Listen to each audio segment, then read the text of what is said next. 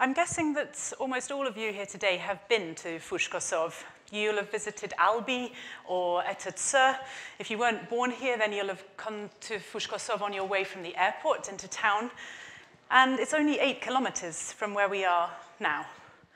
But the story I want to tell you today takes place in a different part of Fushkosov that maybe you haven't visited. It's in this place that 3 years ago, I met a little girl called Jelana. You can notice certain things about Jelana immediately. You can see from the houses that she's standing by that she lives in a poor community. You might notice that she's from the Roma, Ashkali, or Egyptian community. You might spot that she's wearing her dad's shoes, because there aren't enough shoes in her family to go round. There's plenty to talk to her about, but I'm a teacher by profession, and so I have some fairly boring questions that I ask children when I meet them. Perhaps if I followed football, I would be a better conversationalist and I could ask questions about Manchester United. But usually I start chatting to children about what class they're in at school. And usually it's a good conversation starter, but with this 9-year-old, the conversation ended immediately. Nuk po shko shkol. I don't go to school. And we've all heard about families who don't send their children to school. Fathers who don't know their obligations to the state and to society, or mothers who don't know their children's rights, communities who exploit their children by sending them out to work, and a mentality that doesn't think that education is important. In fact, a recent study by Balkan Sunflowers NGO, which they titled Schools Out, found that 96% of the members of the Roma, Ashkali, and Egyptian community in Kosovo have not completed primary school. Here in front of me was one part of 1% of that staggering figure.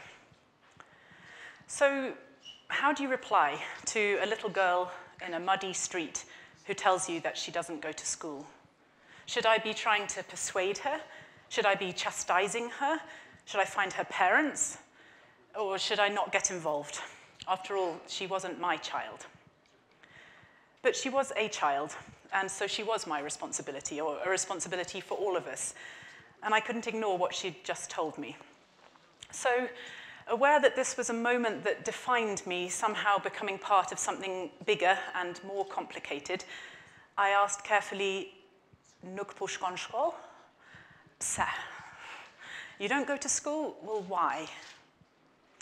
Tash është tepër vonë për mua. I'm too late, she explained. And that was clearly not true. It must be a lie or a misunderstanding. Children have the right under international charters and the Kosovan constitution to free primary education. Jelana was 9. It shouldn't be too late for Jelana for a long time. So I did speak to Jelana's parents about it, and they confirmed what their daughter had said. She wanted to go to school, and she should have registered at the age of 6 or 7, but since she didn't do that, she was now too late. I didn't believe them.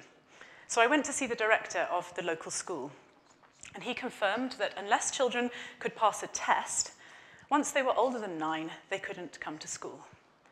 It was unclear to me how they were supposed to pass a test if they weren't in school, and I thought he must have misunderstood. So I went to the Ministry of Education, and I asked there, what were the options for a 9-year-old girl who wanted to learn to read and write? And the officer confirmed what Jelana had told me from the beginning. Ishte tepër vonë për ta. Jelana was too late. It seemed incredible and unfair. And I went back to talk to Jelana's parents, finding the way to their house through mud and garbage. When I repeated to them what I'd been told, they were less surprised than I was. Nuk është vetëm ajo. She's not the only one, her dad said. So a few days later, I arranged to go with some volunteers from our NGO, the Ideas Partnership, to visit Jelana's neighbors. In each house, we asked the ages of the children and whether they were in school. And if not, whether they really wanted to go to school. Some were in school. Some weren't and said that they didn't want to. But in the 18 houses we visited, we found 21 children who said they wanted to go to school, but were too late. And that night I couldn't sleep. Perhaps it was like being a doctor at the scene of a car crash. After all, I am a teacher. I speak Albanian. I had all the skills that were needed to teach those children, and there seemed to be a frighteningly large need to do so. And like a doctor at the scene of a car crash, perhaps I had some kind of obligation. During that night, I had another defining moment. And by the next morning, I decided I was going to try teaching Jelana and her friends as a volunteer for 6 months. In that time, I hoped I could get them to the level needed to pass the test. And anyway, I reckon that not all of those 21 children we'd visited at home would actually want to come to our classes. We rented a flat above a mini market in the community where Jelana lives, and we told her and her dad to spread the word that there would be classes every day for kids who were out of school. Walking back to Jelana's home together with Agron, her dad, he called out to everyone he saw, "Oh, koishi, djaliut nuk po shkon shkollë, lejtë vi nesër." And they did come. But I imagined that we wouldn't have much interest. I thought that maybe there would be 5 children on the first day. I even had an image of me like the teacher in The Sound of Music, with a few children sitting around my skirts. Perhaps we would grow to 20 children over the course of 6 months. But on the first day, we had 23 children. And by the end of the first week, we had 50. And by the end of 6 months, we had 62 children ready to go to school. But perhaps more importantly, we had some help in teaching them. However wide your skirts are, you can't teach 62 children on your own. But I discovered a wealth of people willing to give their time to help get these children to school. It's really great to see some of them in the audience here. We were all volunteers. Some of us were foreigners in Kosovo, like me.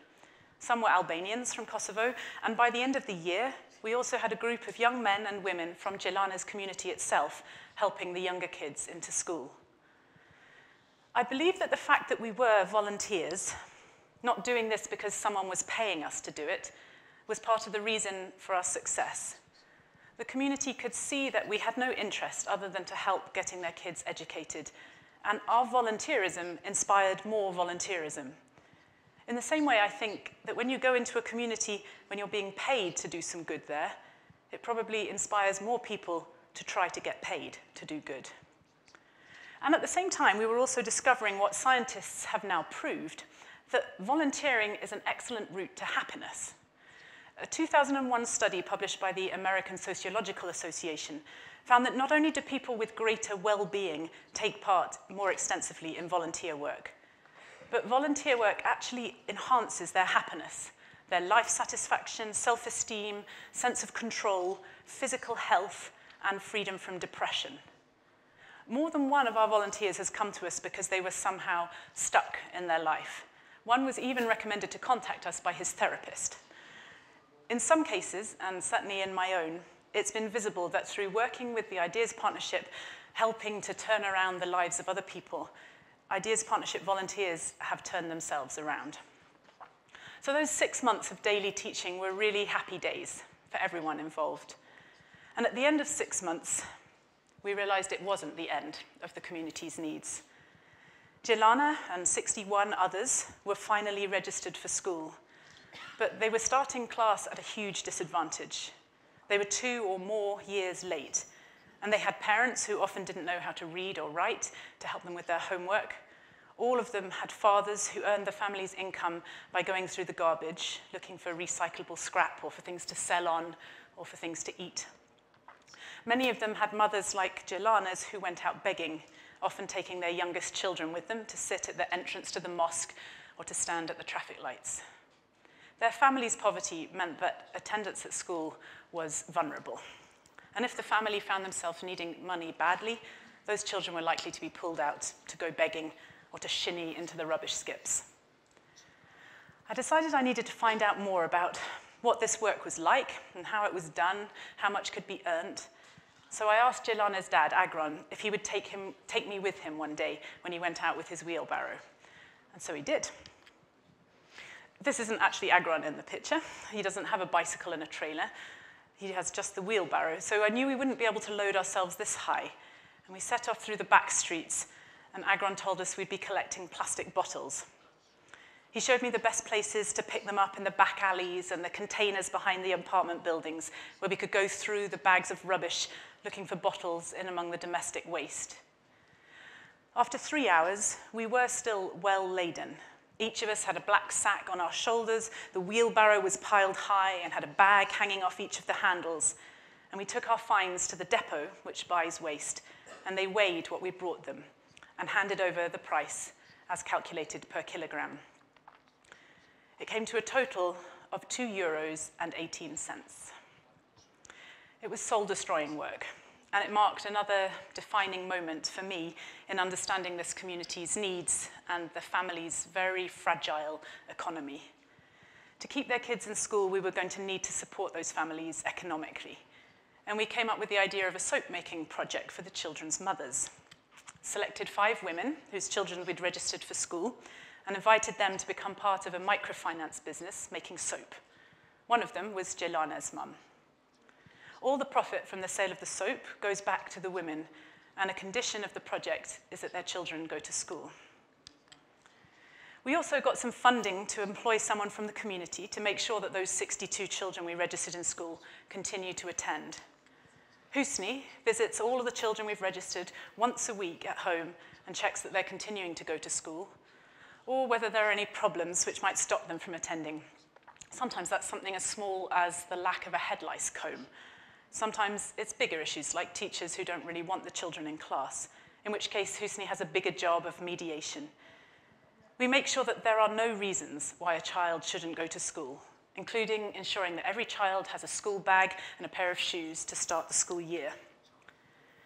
And we run additional academic support activities every Saturday for children who want extra help. We have an average of 130 children now who come to those activities. There are almost always a few foreign volunteers at the activities on Saturdays, but the majority of the volunteers now are from the community, running classes for their community. And the biggest success we've had in ensuring the best possible volunteers and the best possible role models for the kids we want to inspire about education is our bursaries scheme. We now have 12 men and 1 woman from the community whom we're supporting either in going to evening classes to get their high school diploma or going to university. We pay the cost of the high school evening classes or monthly stipend direct to the university. And in exchange, we ask them to give some time back to their community each week. Some help with office work or run football clubs or dance classes.